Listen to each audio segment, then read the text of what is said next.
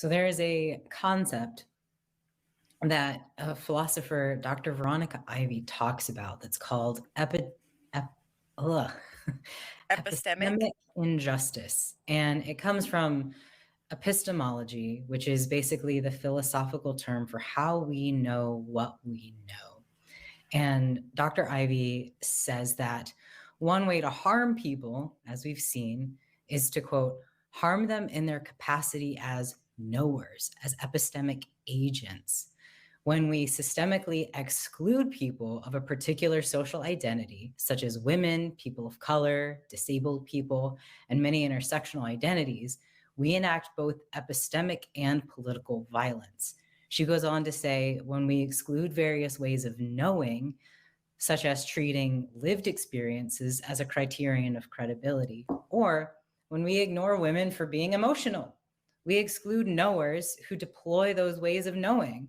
And when knowers are excluded for epistemically and politically defective reasons, this causes and contributes to epistemic oppression.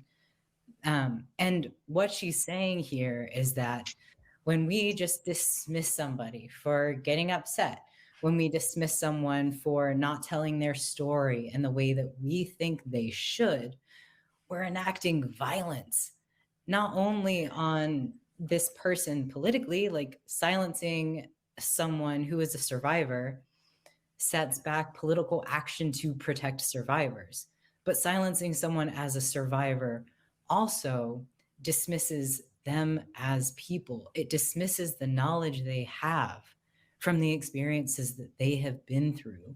And silencing those stories means you have a narrow perspective. You have a few voices who are disproportionately loud, and they are loud in the way they are, in part to continue to silence other people. And so there's this injustice where you have narratives that just don't get told, or if they do get told, people tell them to shut up.